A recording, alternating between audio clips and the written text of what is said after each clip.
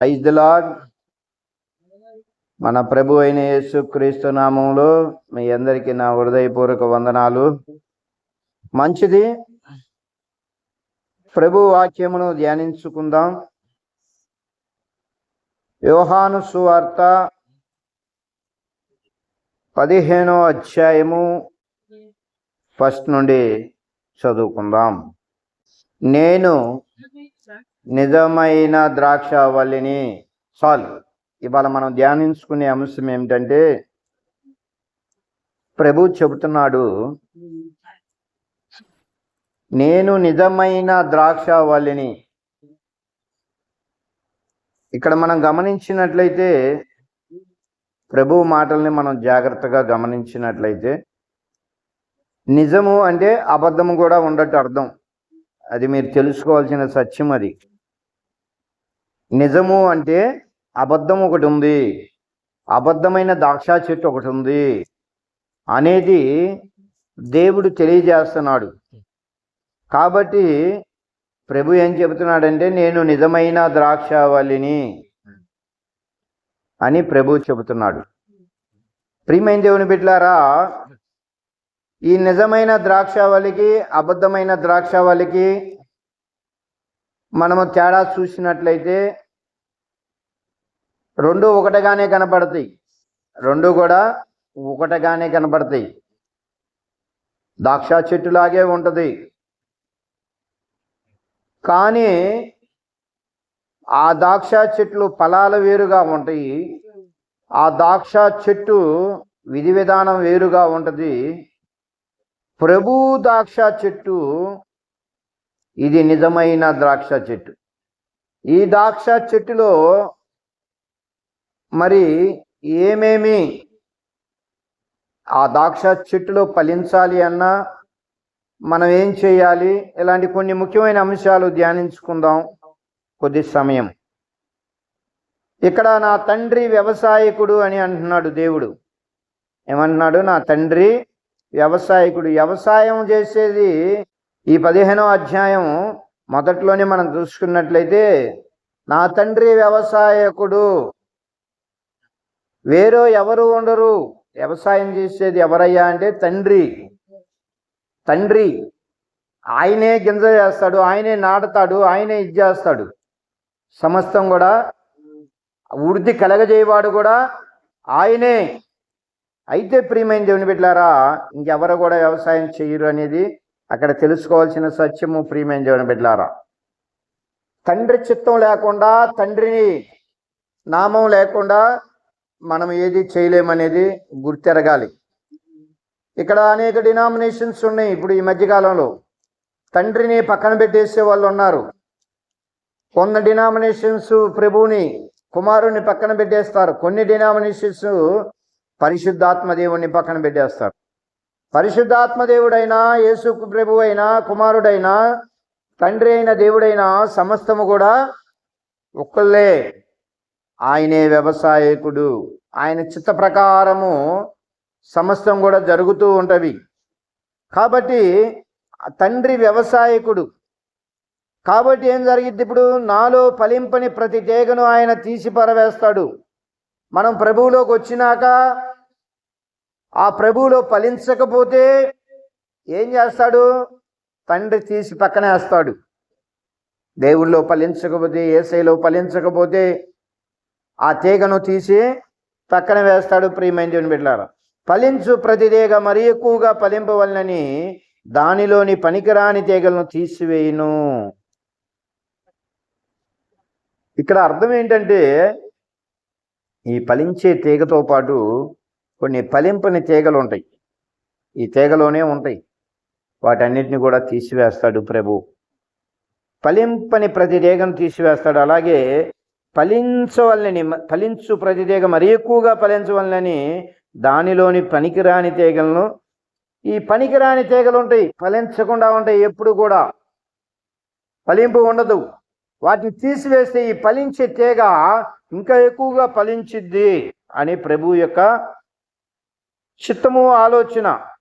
కాబట్టి ప్రియమైన దేవుని బిడ్డలారా, నేను మీతో చెప్పిన మాటను బట్టి మీరు ఇప్పుడు పవిత్రులై ఉన్నారు. ఇక్కడ దేవుడు చెబుతున్నాడు శిష్యులతో, మీరు పవిత్రులై ఉన్నారు, నా యందు నిలిచి ఉండుడి. దేవునిలో ఫలించాలంటే మొదటిగా పవిత్రత ఉండాలనేది దేవుడు చెబుతున్నాడు. పవిత్రత లేకుండా ఎవరం కూడా ఫలించలేమనేది తెలుసుకోవాల్సిన సత్యము. రెండోది, ఆయన యందు నిలిచి ఉండాలి. మనం ఎక్కడెక్కడో నిలిచుంటే, రోడ్ల మీద నిల్చుంటే, ఇంకో చాట నిల్చుంటే మనం ఫలింపం. కానీ ఎవరిలో నిలిచి ఉండాలి? ప్రభువులో నిలిచి ఉండాలి, దేవుని యందు నిలిచి ఉండాలి. నా యందు నిలిచి ఉండుడి, మీ యందు నేను నిలిచి ఉందును. తీగ ద్రాక్షావల్లిలో నిలిచి ఉంటేనే గాని తనంతట తానే ఎలాగూ ఫలింపదో, అలాగే నా యందు నిలిచి ఉంటేనే గాని మీరు ఫలింపరు. ఈడ అర్థం ఏంటంటే, ద్రాక్షావల్లి ప్రభువై ఉన్నాడు, యేసుక్రీస్తు అయి ఉన్నాడు, తీగలేమో మనమై ఉన్నాము.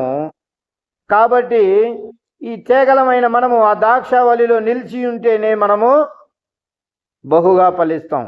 ఆయనకి వేరుగా ఉండి మేమేమి చేయలేమని, మనమేమి కూడా చేయలేం. ప్రియమైన దేవుని బిడ్డలారా, దేవునికి వేరుగా ఉండి మనమేమి కూడా చేయలేం. చాలా విషయాల్లో మరి మనం చూసుకున్నట్లయితే, నా జీవితంలో దేవునికి ఎంతో దగ్గరగా ఉండి, దేవునిలో ఉండి నిలిచి ఉండి ఫలించిన జీవితం ఉంది.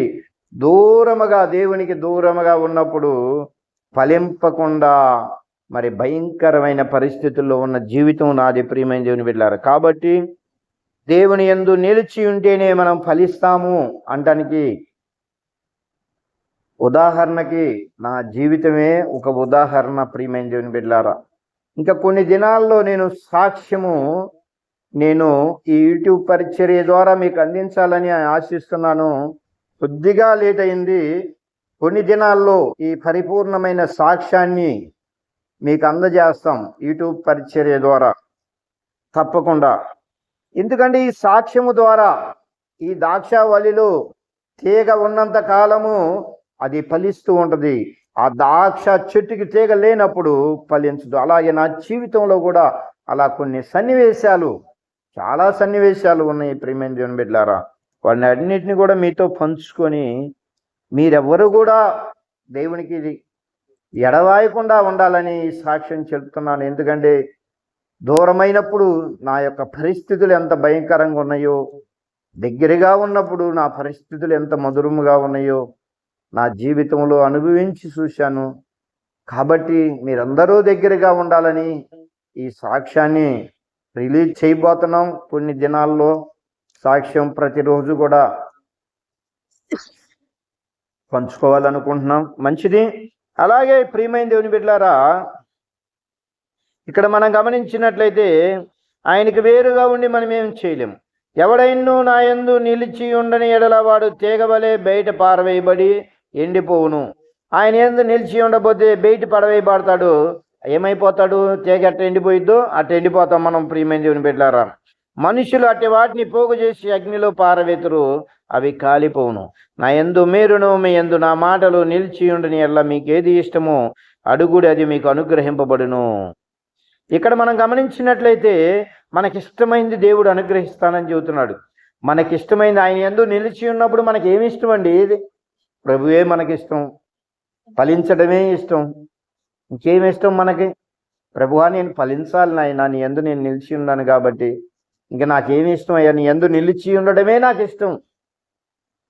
ఇష్టం అంటే ఇక దేవుడు తప్ప ఇంకేమి ఉండకూడదండి, అది ఇష్టం అంటే. కాబట్టి ఈ డబ్బు, ఈ సుఖజీవమైన విధి విధానాలు, విలాసవంతమైన జీవితాలు కాదు. కానీ అపోస్తుల బోధలో మనం చూసుకున్నట్లయితే, అపోస్తుల పరిచర్యను చూసుకున్నట్లయితే, వాళ్ళు ఏదేమి అడిగారో మీకు తెలీదా? వాళ్ళు ఏటి పరిస్థితులను వాళ్ళ సుప్రయోజనం కోరుకోలే. పరిచర్య తప్ప, అన్న వస్త్రములు తప్ప వాళ్ళు ఏది కూడా దేవుని దగ్గర ఆశించలేదు. ప్రియమైన దేవుని బిడ్డలారా, దేవుడిని, ఆ పరిచర్యను వ్యాపింప చేయాలి. ఆ ప్రభువే ఇష్టము వాళ్ళకి. ఆ ప్రభువు ఉంటేనే వాళ్ళకి సంతోషం. ఇంకంతకన్నా వాళ్ళు అపోస్తులు ఏమీ కూడా అడగలం. అది కానీ ప్రభు ఏమన్నాడు? మీకు ఏది ఇష్టమో అడగండి అన్నాడు. మాకు ఏది ఇష్టం? డబ్బులు ఇష్టమా? బిల్డింగులు ఇష్టమా? శరీర సుఖములు ఇష్టమా? ఏది ఇష్టం లేదు అనాలి.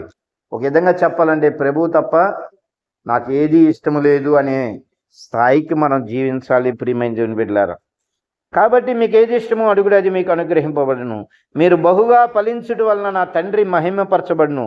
ఇక్కడ మనం గమనించినట్లయితే మనం బహుగా ఫలించటం వలన ఇక్కడ దేవుడు మహింపరచబడతాడు. తండ్రి అయిన దేవుడు మహింపరచబడతాడు. ఎవరి వలన? మనం ఫలించటం వలన.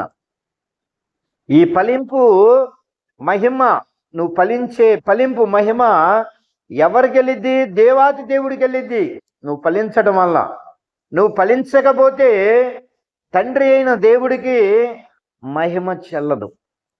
నువ్వు ఫలించకపోతే, నువ్వు అగ్నిలో వేయబడితే దేవునికి మహిమ వస్తుందా? రాదు కదా. కాబట్టి నువ్వు ఫలించాలి, తండ్రి అయిన దేవునికి మహిమపరచాలి. ఇందువల్ల మీరు నా శిష్యులగుదురు. మనము శిష్యులు ఎప్పుడు అవుతామంటే మనం ఫలించడం వలన అవుతాం. ఎలా ఫలించడం వలన అవుతాం? చాలామంది ఇవాళ ఫలింపు అంటే ఎలా ఉంటుంది అంటే మేడలు, మిద్దెలు, పొలాలు, ఐశ్వర్యం, బంగ్లా, కార్లు ఇది అనుకుంటున్నారు. కానీ దేవుని యొక్క ఫలింపు, దేవుని యొక్క చిత్తము అది కాదు. దేవుని చిత్తము అది కాదు. ఎలాంటి ఫలింపు ఫలించాలి? పరిశుద్ధమైన జీవితం. దేవుడు చెప్పాడు, మొదట్లోనే చెప్పాడు కదా. దేవుడు ఏం చెప్పాడు? మొదట్లోనే చెప్పాడు ప్రియమైన దేవుని బిడ్డలారా, ఆయనలో ఫలించాలి అంటే మనం పరిశుద్ధంగా ఉండాలి. మనం ఫలించాలి అంటే పరిశుద్ధంగా ఉండాలి. రెండోది, ఆయన యందు నిలిచి ఉండాలి. ఫలింపంటే అది. అప్పుడు ఫలిస్తాం ప్రియమైన దేవుని బిడ్డలారా. కాబట్టి ఫలింపు అంటే ఈ యొక్క సంబంధమైన ఆశీర్వాదాలు కాదు, కానీ అన్నిటికన్నా కూడా పరసంబంధమైన ఆశీర్వాదాలు. నిన్ను చూస్తే ప్రభువుని చూసినట్టు ఉండాలి. నీ రూపం, నువ్వు నడిచే నడక, నువ్వు మాట్లాడే మాట, నువ్వు చూసే చూపు, ప్రతిదీ కూడా ఆ దయగలిగిన దేవుడు మరి నీలో కనపడాలి ప్రజలకి. అది ఫలింపు అంటే. అలాంటి సారూప్యంలోకి మార్చున అయినా అని ఏడవాలి మనం. కష్టాలైనా, ఇబ్బందులైనా, ఇరుకులైనా, శ్రమలైనా, కన్నీరైనా, ఏదైనా ఆ ప్రభు రూపంలోకి మనం మారేటట్లుగా ప్రభువుని వేడుకోవాలి. ఆయన అడుగు జాడల్లో మనం నడుచుకోవాలి. ఎస్, మన యొక్క పరిస్థితులు తలకిందులుగా ఉండొచ్చు, మురికి గుడ్డలుగా ఉండొచ్చు. మన జీవితం, మనం ఎలాంటి పరిస్థితుల్లో ఉన్నాం, నిష్ట దరిద్రులాగా ఉండొచ్చేమో. అపోస్తుడైన పౌలు గారు అంటున్నాడు, మేము దరిద్రులం అయితేనే మీరు భాగ్యవంతులు అవుతారు. అవును, వాస్తవం అది.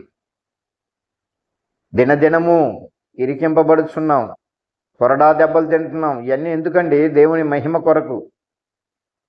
ఆ యొక్క పౌలు గారు, ఆ యొక్క భక్తుడు, ఆయన శిష్యుడు అప్పుడు అవుతాడండి. ఫలిస్తేనే శిష్యుడు అవుతాడు. ఫలింపకుండా ఎవరు కూడా శిష్యులు కాలేరు. ఒకవేళ చెప్పుకోవచ్చు యేసు ప్రభు శిష్యుడిని నేనని.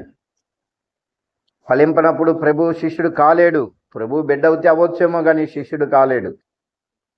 ఎస్, నానా రకాల విధానాలు ఉంటాయి. శిష్యుడు అవ్వాలి అంటే ఫలించాలి. మానవులందరినీ దేవుడు ప్రేమిస్తున్నాడు, ఒక క్రైస్తవులనే కాదు.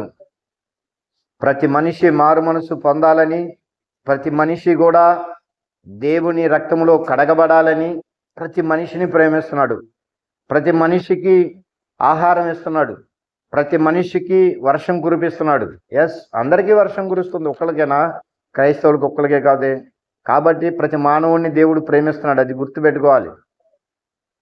కాబట్టి మనమందరం కూడా క్రైస్తవులుగా పిలువబడుతున్న వారు, మనమందరం కూడా మనకి ముఖ్యంగా చెప్పేది ఏంటంటే, అందరూ మరి దేవుని యొక్క స్వరూప్యంలోకి మనం మారినట్లయితే, పరిశుద్ధతలో నిలబడినట్లయితే, ఆయన రక్తంలో కడగబడి మనం జీవించినట్లయితే, ఆయన అడుగుజాడల్లో మనం నడుచుకున్నట్లయితే, మన యొక్క మాటను బట్టి, మన యొక్క చూపును బట్టి, మన యొక్క విధి విధానాలను బట్టి, మన జీవితాన్ని బట్టి అనేక మంది ప్రభు దగ్గరికి వస్తారు. ప్రియమైన దేవుని బిడ్డలారా, నువ్వు ఫలిస్తూ అంటే అది మేడలు ఉన్నంత మాత్రాన, మిద్దెలు ఉన్నంత మాత్రాన, కార్లు ఉన్నంత మాత్రాన ఎవరు నీ దగ్గరికి రారు. ఒకవేళ వచ్చినా ఆ కాసేపు ఉంటారే కానీ శాశ్వతంగా ప్రభువులో ఉండలేరు. శాశ్వతంగా ప్రభువులో వాళ్ళు కూడా ఫలించాలి అంటే నీవు ఫలించాలి. నువ్వు ఫలించి అనేక మందిని ఫలింప చేయగలిగే విధానంలో జీవించాలి. కాబట్టి ప్రియమైన దేవుని బిడ్డలారా, దేవుణ్ణి దేవునిలో మనం ఉండి ఫలించాలని దేవుని యొక్క వాక్యం సెలవిస్తుంది. మనం శిష్యులు అవుదాం. తండ్రి నన్ను ఎలాగూ ప్రేమించునో నేనును మిమ్మల్ని అలాగూ ప్రేమించితిని, నా ప్రేమ యందు నిలిచియుండుడి. యేసు ప్రభు వారు చెబుతున్నాడు, నా తండ్రి నన్ను ఎలా ప్రేమించాడో నేను మిమ్మల్ని అలాగే ప్రేమించాను, నా ప్రేమ యందు నిలిచియుండుడి. నేను నా తండ్రి ఆజ్ఞలను గైకొని ఆయన ప్రేమ యందు నిలిచి ఉన్న ప్రకారం మీరు నా ఆజ్ఞలు గైకొని అల్లా నా ప్రేమ యందు నిలిచియుందును. మీ యందు నా సంతోషం ఉండవలననియు మీ సంతోషం పరిపూర్ణం కావాలననియు ఈ సంగతులు మీతో చెప్పుచున్నాను. కాబట్టి ప్రియమైన దేవుని బిడ్డలారా, మనం యేసు ప్రభు వారు తండ్రి మాటలు ఎలా గైకొని శిలువ త్యాగం, శిలువ మరణం పొందాడు లోకమానవాళి కొరకు, అలాగే మనం కూడా ప్రభు ఏమైతే చెప్పాడో ఆ మాటలను గైకొని ఎన్ని కష్టాలైనా ఎన్ని ఇబ్బందులైనా ఆయన అడుగుజాడల్లో మనం కూడా ఆయన చెప్పిన మాటలు విని ఆ ప్రకారం మనం జీవించాలని దేవుని యొక్క వాక్యం సెలవిస్తుంది. ప్రియమైన దేవుని బిడ్డలారా, అంతేకాదు నేను మిమ్మల్ని ప్రేమించిన ప్రకారం మీరు ఒకరినొకడు ప్రేమింపవాలన్నది నా ఆజ్ఞ. ఏం చెబుతున్నాడు ప్రభు? మనం ఒకరినొకరిని ప్రేమించుకోవాలి, ద్వేషించుకోకూడదు. అదే చెబుతున్నాడు దేవుడు. ప్రియమైన దేవుని బిడ్డలారా, తన స్నేహితుల కొరకు తన ప్రాణం పెట్టువానికంటే ఎక్కువైన ప్రేమ గలవాడెవడనూ లేడు. సామాన్యమైన విషయం కాదు. ఈ యొక్క సారూప్యంలోకి రావడం అంటే ఎలాంటి విషయం అంటే సామాన్యమైన విషయం కాదు. అది శత్రువును కూడా ప్రేమించడం అంటే, ఆ శత్రువు కొరకు కూడా ప్రాణం పెట్టడం అంటే సామాన్యమైన విషయం కాదు. కాబట్టి అలాంటి జీవితం మనం జీవించాలని దేవుని యొక్క వాక్యం సెలవిస్తుంది. ఫలింపు అంటే అలాంటి ఫలించాలి. అలాంటి సారూప్యంలోకి మనం, ఇది ఒక రోజుతో జరిగే పనులు కావు. క్రమక్రమంగా ప్రభు దగ్గర ప్రభు పాదాలు పట్టుకొని మనం క్రమక్రమంగా ప్రభువుని అడుగుతూ మనం నలగొట్టుకుంటూ ఆయన రూపంలోకి, ఆయనే నలగొడతాడు మనల్ని. ఆయన పాదాల దగ్గర ఉంటే నలగొడుతూ ఆయన రూపంలోకి తీసుకొస్తాడు. శిల్పి ఏ విధముగా ఆ బండరాయిని శిలగా తయారు చేస్తాడో అలాగే నిన్ను నన్ను కూడా ప్రభు ఒక అద్భుతమైన రూపం ఆయన సారూప్యంలోకి. మానవుణ్ణి ఎలా చేశాడు? మొదటి మానవుణ్ణి ఆయన పోలికగా చేశాడు. దేవుడు పోలికగానే చేశాడు. ఆ పోలికని ఈ యొక్క మానవుడు ఏం చేసుకున్నాడు? చెడగొట్టుకున్నాడు. ఆయన సారూప్యాన్ని, ఆయన రూపాన్ని చూడండి. కొంతమంది ఏంద్ర నీ రూపం కూడా మారిపోయింది అంటాం మనం. ఎందుకని? ఇదివరకు ఎంతో అందంగా ఉండేవాడివి, మరి ఏం నిట్ అయిపోయావు అని అంటారు చాలామంది. అలాగే ఫస్ట్ మనుషుడు ఆదాము కూడా దేవుని పోలికగా ఉండేవాడు, కానీ రూపం పోగొట్టుకున్నాడు, ఆ పోలికను పోగొట్టుకున్నాడు, ఆ రూపురేఖలు పోగొట్టుకున్నాడు. మరలా యేసు ప్రభు వారు వచ్చి రక్తంలో కడిగి ఇప్పుడు దేవుడి స్వరూపంలోకి మనల్ని మారుస్తున్నాడు. ప్రియమైన దేవుని బిడ్డలారా, ఆ పోలికలోకి తీసుకెళ్తున్నాడు, ఆయన పోలికలోకి చిత్రీకరిస్తున్నాడు, ఆయన పోలికలోకి మరి శిలని, ఆ బండరాయి లాంటి మనల్ని ఆయన రూపంలోకి తీసుకొస్తున్నాడు. ఎస్, బండరాయిని ఉలితో ఎలా కొట్టి శిల్పి ఏ విధముగా శిలను తయారు చేశాడు, బండరాయి లాంటి మన హృదయాలను కూడా ఆయన పగలగొట్టి నలగొట్టి మెత్తటి హృదయంగా మారుస్తున్నాడు, నూతన హృదయంగా ఇస్తున్నాడు, రాతి గుండెని తీసివేస్తున్నాడు, నూతన మనస్సును కలగజేస్తున్నాడు. ఎస్, అదివరకు ద్వేషం, అసూయ ఇవన్నీ ఉండేవి, వాటన్నిటిని కూడా తీసివేశాడు, మెత్తటి హృదయాన్ని ఇచ్చాడు, క్షమించే మనస్సు ఇచ్చాడు. ఇలాంటివన్నీ కూడా దేవుని స్వరూపంలోకి వచ్చేసాం. అలాంటి జీవితాన్ని దేవుడు మనకిస్తాడు. ఇంకా ముందు అనేక అంశాలు ఈ యొక్క వాక్యాన్ని బట్టి చెప్పుకుందాం. ఈ వాక్యం ప్రభు అయిన యేసు క్రీస్తు మనందరికీ అనుగ్రహించాడు కాబట్టి ఈ వాక్య ప్రకారం మనం జీవించాలని దేవుని యొక్క వాక్యం సెలవిస్తుంది. ఈ వాక్యం దేవుడు దీవించును గాక. ఆమేన్.